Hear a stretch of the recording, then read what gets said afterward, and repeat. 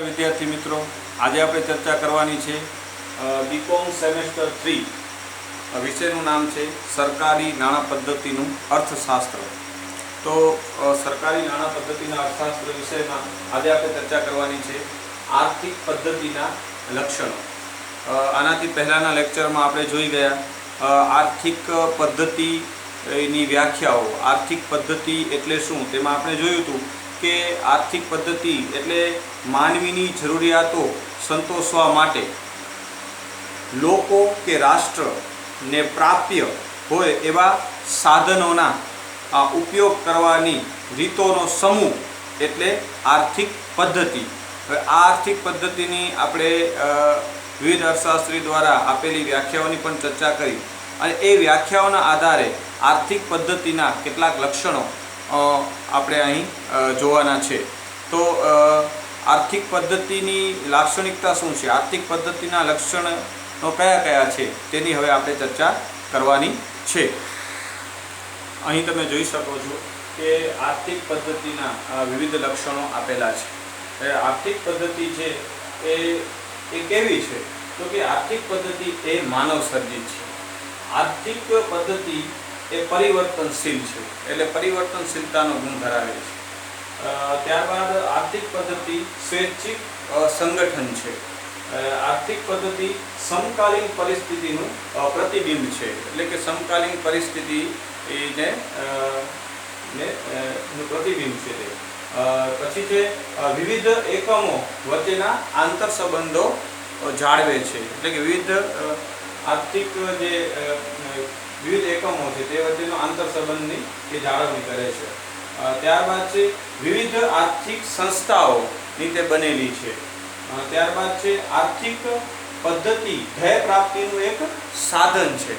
आम विविध एना लक्षणों छे आर्थिक पद्धतिना। अहीं आपणे एक पछी एक लक्षणोनी थोड़ी चर्चा करवानी छे। तो सौप्रथम जे कीधुं के आर्थिक पद्धति केवी छे तो के मानव सर्जित है। तो एटले के आर्थिक पद्धति ए कोई कुदरती नहीं परंतु मानव सर्जित है। मानवीना जे आर्थिक प्रश्नों है एने तेने हल करवा माटे मानवी द्वारा तैयार करवामां आवी छे। कोई कुदरती पद्धति कुदरती वस्तु नहीं एटले के आर्थिक पद्धति मानव सर्जित है। कारण के आर्थिक संस्थाओं मानवी द्वारा रचवामां आवे छे एटले के आर्थिक पद्धति रचना मानवी द्वारा थाय छे। जेम के आपणे कही शकीए तो कि धारासभ्यों, न्यायाधीशों, सरकारी अमलदारों के नागरिकों, कामदारों, उत्पादकों, मूडीरोकाण करनाराओ वगैरे लोको द्वारा आर्थिक संस्थाओं सर्जन थाय छे अने तेना द्वारा आर्थिक पद्धतिनुं छे ते निर्माण थाय छे। आपणे अगाऊ जोई गया कि आर्थिक पद्धति शुं छे तो कि आर्थिक पद्धति आर्थिक संस्थाओनो समूह छे। एटले कि आर्थिक संस्थाओं के आर्थिक पद्धति छे ए केवी रीते निर्माण पामे छे तो कि लोकोनी विचारसरणी द्वारा आ बधा जे रीते काम करे छे। आपणे कीधुं कि न्यायाधीश छे, सरकारी अमलदारो छे, नागरिको छे के कोई आपणे जे रीते कोई मूडीरोकाणकारो होय, कोई उत्पादक होय, आ बधानी जे वर्तन है कि जे आर्थिक ध्येय ने सिद्ध करवा माटे केवी रीते वर्ते छे एटले एना रीते एनी विचारसरणी अनुसार आर्थिक संस्था के आर्थिक पद्धतिनुं छे ए निर्माण थाय छे। एटले अहीं आपणे कही शकीए कि आर्थिक पद्धति ए केवी छे मानव सर्जित छे, कोई कुदरत द्वारा घडायेली नथी। एटले आर्थिक पद्धतिनुं एक लक्षण छे आर्थिक पद्धति ए मानव सर्जित छे। त्यारबाद आर्थिक पद्धति मानव सर्जित तो है पर एना सिवाय पण केटलीक बाबतो पण आर्थिक पद्धतिना निर्माणमां भाग भजवे छे। जेम के अर्थकरणनी प्रजाना ऐतिहासिक तेमज सांस्कृतिक आदर्शो, अपेक्षा अने वलणो आर्थिक पद्धतिने असर करे छे। त्यारबाद जे ते विस्तारनी आबोहवा, कुदरती साधन संपत्ति पण आर्थिक पद्धति घडवामां महत्वनो फाळो आपे छे।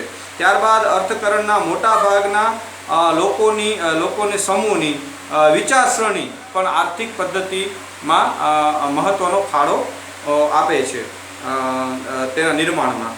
देशना प्रजाए पसंद करेला आदर्शो अने उद्देश्यों ने प्राप्त करवा निर्णित करेला भूतकाळ अने वर्तमानना सिद्धांतों આર્થિક પદ્ધતિને અસર કરે છે.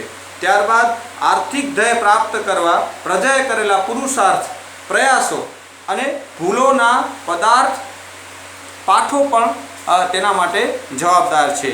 આમ આર્થિક પદ્ધતિ આપણે કહી શકીએ કે કેવી છે તો કે માનવ સર્જિત છે. એ ઉપરાંત પણ કેટલાક જે કુદરતી પરિબળો છે એટલે કે છે માનવ સર્જિત, પરંતુ કેટલીક બાબતો જે છે તે તેને અસર કરે છે. પરંતુ માનવ દ્વારા માનવીના આર્થિક પ્રશ્નોને હલ કરવા માટે આર્થિક પદ્ધતિનું છે એ માનવ દ્વારા નિર્માણ કરવામાં આવે છે. ત્યારબાદ જોઈએ તો કે આર્થિક પદ્ધતિ કેવી છે, તો કે આર્થિક પદ્ધતિ માનવ સર્જિતની સાથે કેવી છે તો કે પરિવર્તનશીલતાનો પણ ગુણ ધરાવે છે. એ સમયની અનુસાર તેમાં બદલાવ પણ આવે છે. કોઈ પણ આર્થિક પદ્ધતિ કાયમની માટે રહેતી નથી. લોકોની સમયની સાથે લોકોની વિચારસરણીમાં પરિવર્તન આવે છે અને એને અનુરૂપ આર્થિક સંસ્થાઓમાં પરિવર્તન આવે છે, દેશના કાનૂનમાં પરિવર્તન આવે છે અને એ રીતે આર્થિક સંસ્થાઓ બદલાય, લોકોની વિચારસરણી બદલાય એટલે આર્થિક પદ્ધતિ પણ શું થાય છે, બદલાય છે. એમાં પણ પરિવર્તન આવતું હોય છે. પરિવર્તનશીલતા એ આર્થિક પદ્ધતિનું મહત્વનું લક્ષણ છે. આર્થિક સંસ્થાઓ માનવ સર્જિત છે એટલે કેટલીક વખત એક યા બીજા સમૂહના નિર્ધારિત, આયોજિત અને જાગૃત પ્રયાસોને લીધે તેમાં ફેરફાર થાય છે, તો કેટલીક વખત તે જાતે જ પરિવર્તન એમાં આવે છે. એમ આર્થિક સંસ્થાઓ માનવ સર્જિત હોવાથી આર્થિક પદ્ધતિઓ પણ એટલે કે આર્થિક સંસ્થાઓ માનવ સર્જિત હોવાથી આર્થિક પદ્ધતિ પણ માનવ સર્જિત હોય છે અને ત્યારે સમયના વહેણ સાથે આર્થિક સંસ્થાઓમાં પરિવર્તન આવે છે. ત્યારે આર્થિક પદ્ધતિઓ પણ પરિવર્તન પામે છે, એટલે કે આર્થિક સંસ્થાઓ પરિવર્તન પામે છે સમયની વહેણની સાથે, સમયાંતરે બદલાય છે અને તેના કારણે આર્થિક પદ્ધતિમાં પણ શું આવે છે, સમયની સાથે પરિવર્તન જોવા મળે છે. એટલે કોઈ પણ આર્થિક પદ્ધતિ એ કાયમની માટે રહેતી નથી, પણ સમય અનુસાર એમાં પરિવર્તન આવતું હોય છે. આપણે જોઈએ તો આ સંદર્ભે ભારતની વાત કરીએ તો ભારતમાં જોઈએ તો મિશ્ર અર્થવ્યવસ્થા છે, પરંતુ મેં અગાઉ કહ્યું તેમ મિશ્ર અર્થવ્યવસ્થા છે, પણ મિશ્ર અર્થવ્યવસ્થામાં જે શરૂઆતનો જે સમયગાળામાં જ્યારે મિશ્ર અર્થવ્યવસ્થા લાગુ થઈ ત્યારે આપણી આ મિશ્ર અર્થવ્યવસ્થામાં પણ સમાજવાદી જે વિચારસરણી છે તેનું પ્રભુત્વ વધારે હતું. ત્યારબાદ 1991 પછીથી તમે જોશો તો ધીરે ધીરે આપણું અર્થતંત્ર મૂડીવાદી જે છે લક્ષણો તેની બાજુ ધીરે ધીરે અગ્રેસર થઈ રહ્યું છે. એટલે કે મિશ્ર અર્થતંત્રમાં પણ મૂડીવાદનું પ્રભુત્વ ધીરે ધીરે જોવા મળે છે. તેનું મેં કીધું હતું કે શા માટે આવું થાય છે, તો કે સમય અનુસાર લોકોની વિચારસરણીમાં શું આવે છે, પરિવર્તન આવે છે અને એને અનુરૂપ આર્થિક પદ્ધતિમાં પણ શું આવે છે, ધીરે ધીરે પરિવર્તન જોવા મળે છે. કેમ તો કે આર્થિક પદ્ધતિ કેવી છે તો કે માનવ સર્જિત છે, એટલે માનવીની વિચારસરણી બદલાય સમય અનુસાર, તેમ આર્થિક પદ્ધતિમાં પણ પરિવર્તન આવે છે એમ આપણે કહી શકીએ. ત્યારબાદ છે મુદ્દો છે એ સ્વૈચ્છિક સંગઠન. આર્થિક પદ્ધતિ કેવી છે તો કે એક સ્વૈચ્છિક સંગઠન છે. કોઈ દેશ પર આર્થિક પદ્ધતિ લાદી શકાતી નથી. તે કેવી છે, એક સ્વૈચ્છિક સંગઠન છે. આર્થિક પદ્ધતિ એક સ્વૈચ્છિક સંગઠિત છે, એટલે કોઈ પણ સમાજ કે પ્રજા પર લાંબા સમય સુધી ફરજિયાત રીતે કોઈ પણ આર્થિક પદ્ધતિ લાદી શકાતી નથી. આર્થિક પદ્ધતિના સર્જનમાં પ્રજાના ઐતિહાસિક, સાંસ્કૃતિક આદર્શો, અપેક્ષાઓ અને વલણોની અસર થતી હોય છે. આબોહવા સહિતની કુદરતી સાધન સંપત્તિ પણ આર્થિક પદ્ધતિને શું કરે છે, અસર કરે છે. એટલા માટે આર્થિક સિદ્ધિ માટે કરવામાં આવેલા પ્રયાસો, અનુભવો પણ આર્થિક પદ્ધતિને અસર કરે છે. તેથી આર્થિક પદ્ધતિ કેવી છે, સ્વૈચ્છિક છે.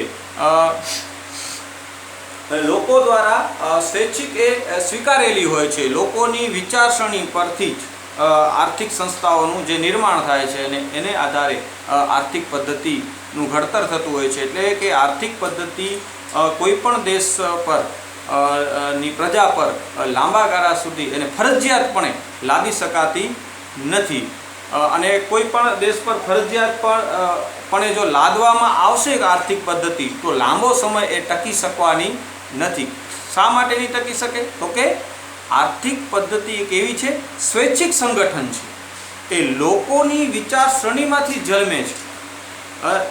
એટલા માટે એને આપણે કોઈ પણ દેશ પર લાદી શકતા, ફરજિયાતપણે લાદી શકાતી નથી. એટલે માટે આર્થિક પદ્ધતિ કેવી છે? એક સ્વૈચ્છિક સંગઠનનો ગુણ ધરાવે છે. ત્યારબાદ સમયની પરિસ્થિતિનું સમકાલીન પરિસ્થિતિનું પ્રતિબિંબ, એટલે કે દરેક દેશની આર્થિક પદ્ધતિ એ સમકાલીન પરિસ્થિતિનું જે પ્રતિબિંબ છે તે રજૂ કરે છે. એટલે દરેક આર્થિક પદ્ધતિ જે તે સમયની પરિસ્થિતિ, સંજોગોનું પ્રતિબિંબ છે. તેથી અર્થકરણનું જેવું વાતાવરણ, કુદરતી સંજોગો, પ્રજાના આદર્શો, અપેક્ષાઓ, વલણો, ભૂતકાળ અને વર્તમાનના ધ્યેય, તે માટે કરેલા પ્રયાસો વગેરે આર્થિક પદ્ધતિમાં દૃષ્ટિગોચર થાય છે અને એની અનુરૂપ આર્થિક પદ્ધતિનું શું થાય છે? નિર્માણ થાય છે. આ બધી જ બાબતો આપણને આર્થિક પદ્ધતિમાં જોવા મળે છે.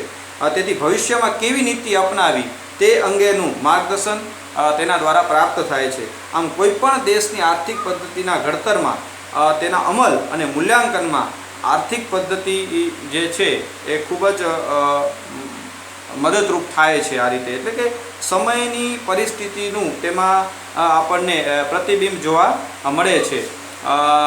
આ સંદર્ભમાં ભારતીય અર્થતંત્રની જો વાત કરવામાં આવે તો ભારતીય અર્થતંત્રમાં જ્યારે આર્થિક પદ્ધતિ મિશ્ર અર્થવ્યવસ્થા અપનાવી તે પહેલાંનો સમયગાળો આપણે જોઈએ તો બ્રિટિશરોના શોષણથી આખું અર્થતંત્ર નું શોષણ થયું હતું. તેના કારણે આઝાદીના એ સમયગાળા દરમિયાન આપણી જે આર્થિક પદ્ધતિમાં આપણે અપનાવી મિશ્ર અર્થતંત્રની આર્થિક પદ્ધતિ અપનાવી, તેમાં આપણે જોયું તો તે સમયગાળાની જે પરિસ્થિતિ હતી તેનું પ્રતિબિંબ આપણને તેમાં જોવા મળે છે. અને ત્યારબાદ હવે જોઈએ તો ધીરે ધીરે ઔદ્યોગિક આર્થિક વિકાસનો જે પાયો પછી નખાણો અને તે પછી અર્થતંત્ર જે રીતે આગળ વધ્યું અને હવે ધીરે ધીરે 1991 પછી ધીરે ધીરે અર્થતંત્ર જે છે એ મુક્ત અર્થતંત્ર તરફ ધીરે ધીરે જઈ રહ્યું છે. એ પણ આપણે જોઈ રહ્યા છીએ. એટલે કે સમયમાં જે રીતે પરિવર્તન આવે, એટલે કે આર્થિક પદ્ધતિ જે છે એ જે તે સમયની આપણા જે અનુભવો છે અને આર્થિક જે અનુભવો આપણને થાય છે અને તેમાંથી આર્થિક પદ્ધતિ અંગેનું આપણને માર્ગદર્શન મળે છે. એટલે કે આપણા અર્થતંત્રનું સ્વરૂપ જે તે સમયે કેવું હતું, આપણા કુદરતી સંજોગો કેવા છે, આ પ્રજાના આદર્શો કેવા છે, અપેક્ષાઓ કેવો છે, આપણી કેવી છે, ભૂતકાળના આપણા જે આર્થિક જે વલણો છે, જે આપણા વલણો છે, આપણા ધ્યેય છે કેવા છે, એના આધારે છે એ આર્થિક પદ્ધતિનું નિર્માણ થતું હોય છે. એટલે સમયની પરિસ્થિતિનું, સમકાલીન પરિસ્થિતિનું પ્રતિબિંબ જે છે એ આર્થિક પદ્ધતિમાં જોવા મળે છે. અને જે તે સમકાલીન પરિસ્થિતિ છે અને તેમાંથી આપણને માર્ગદર્શન મળે છે અને એને અનુરૂપ આર્થિક પદ્ધતિનું છે એ નિર્માણ થતું હોય છે. એટલે કહી શકાય કે સમકાલીન પરિસ્થિતિનું પ્રતિબિંબ આર્થિક પદ્ધતિમાં જોવા મળે છે. ત્યારબાદ છે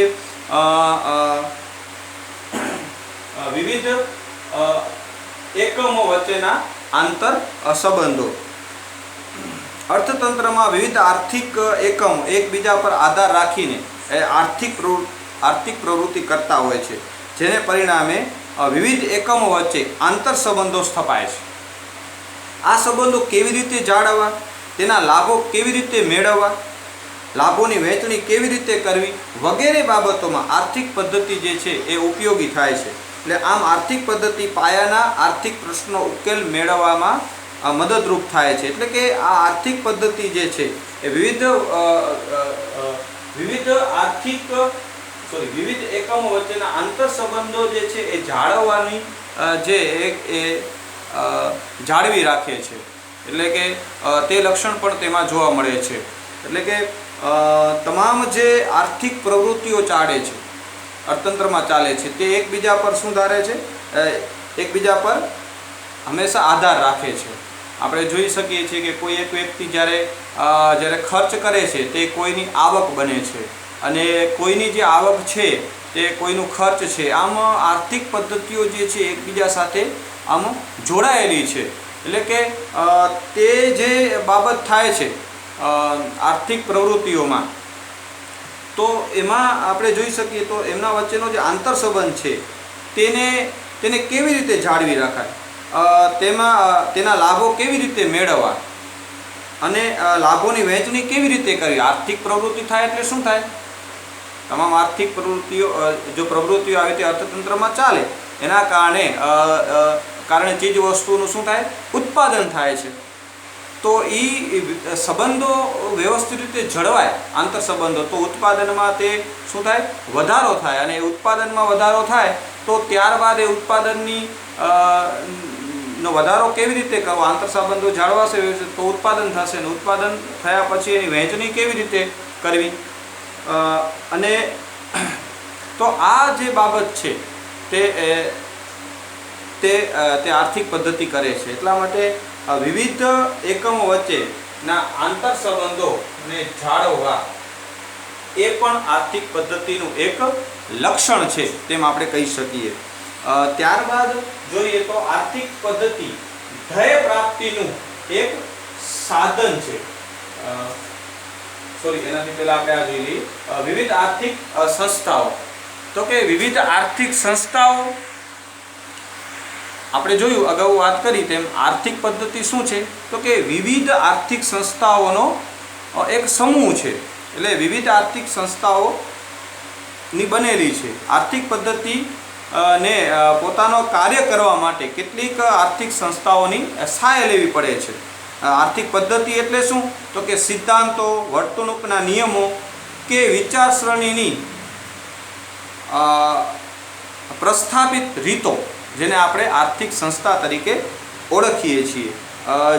તો દરેક આર્થિક પદ્ધતિ જે છે એ વિવિધ આર્થિક સંસ્થાઓની બનેલી હોય છે. જેમ કહી શકીએ કે મિલકત છે, વેપારી પેઢીની નફાની વૃત્તિ છે, સરકાર છે, આયોજન છે, મજૂર મંડળો વગેરે આર્થિક સંસ્થાઓ છે. અને જુદી જુદી આર્થિક સંસ્થાઓ જુદી જુદી આર્થિક પદ્ધતિમાં ભિન્ન ભિન્ન સ્વરૂપ હોય છે, જેની અસર આર્થિક પ્રવૃત્તિ પર થાય છે. એટલે કે વિવિધ આર્થિક પદ્ધતિ જે છે એ વિવિધ આર્થિક સંસ્થાઓની બનેલી હોય છે, અને એ આર્થિક સંસ્થા જે છે એ આર્થિક પ્રવૃત્તિને શું કહે છે? અસર કરે છે, અને એના આધારે આર્થિક પદ્ધતિનું નિર્માણ થાય છે. એટલે કહી શકીએ કે આર્થિક પદ્ધતિ એ આર્થિક સમૂહનો શું આર્થિક સંસ્થાઓનો સમૂહ છે એમ આપણે કહી શકીએ. ત્યારબાદ જે મુદ્દો છે તે છે આર્થિક પદ્ધતિ ધ્યેય પ્રાપ્તિનું એક સાધન છે. એટલે કે આર્થિક પદ્ધતિ ધ્યેય પ્રાપ્તિનું એક સાધન છે, સાધ્ય નથી. ધ્યેય પ્રાપ્તિનું સાધન કેવી રીતે? આપણો ઉદ્દેશ્ય શું છે? તો કે માનવ જરૂરિયાતોને પૂર્ણ કરવી.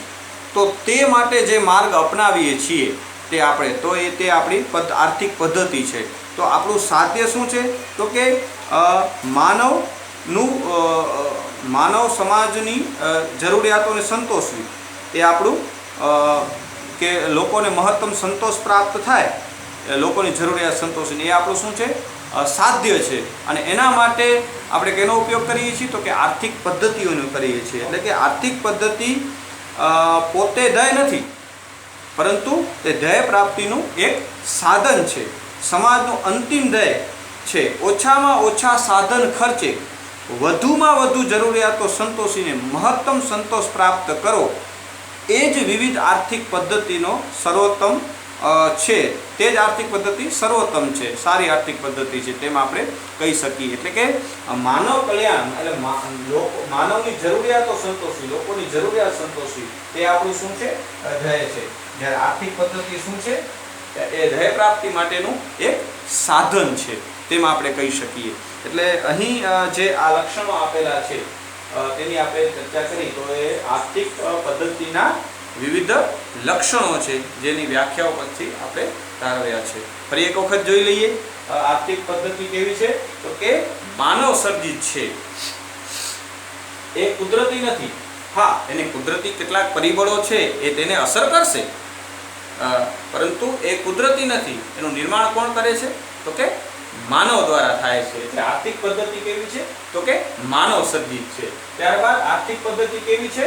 પરિવર્તનશીલ છે. સમયની સાથે કેવી થાય છે?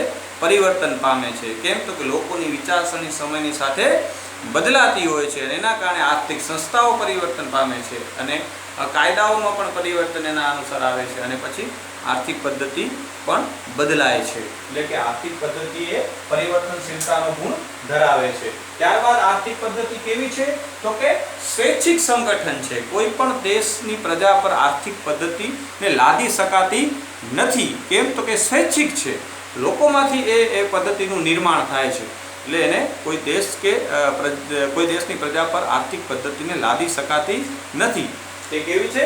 સ્વૈચ્છિક સંગઠન છે. ત્યારબાદ સમકાલીન પરિસ્થિતિનું પ્રતિબિંબ છે. આર્થિક પદ્ધતિનું જે નિર્માણ થાય છે એ કેવી રીતે થાય છે? તો કે સમકાલીન પરિસ્થિતિને ધ્યાનમાં રાખીને આર્થિક પદ્ધતિનું નિર્માણ થાય છે. એટલે કે આર્થિક પદ્ધતિ એ સમકાલીન પરિસ્થિતિનું શું છે? પ્રતિબિંબ છે. તે એમાં જોવા મળે છે. એટલે કે આપણા જે આર્થિક અનુભવો છે જુદા જુદા, એને અનુસાર જે તે સમયે આપણે આર્થિક જે અનુભવો થયા હોય છે એનામાંથી જ આપણે હવે આપણા આર્થિક ધ્યેયની પ્રાપ્તિ માટે શું કરી શકાય, કેવા માર્ગો અપનાવાય, એનો આપણને તે અંગેનું આપણને માર્ગદર્શન મળે છે અને એને અનુસાર આપણે આર્થિક પદ્ધતિનું નિર્માણ કરતા હોઈએ છીએ. એટલે સમકાલીન પરિસ્થિતિનું પ્રતિબિંબ આર્થિક પદ્ધતિમાં જોવા મળે છે. તે એનું એક લક્ષણ છે. ત્યારબાદ વિવિધ એકમો વચ્ચેના આંતર સંબંધોની જાળવણી કરવી એ પણ આર્થિક પદ્ધતિનું એક લક્ષણ છે. જે આપણે અગાઉ જોયું કે વિવિધ આર્થિક પદ્ધતિઓ એકબીજા સાથે કેવી છે? જોડાયેલી છે.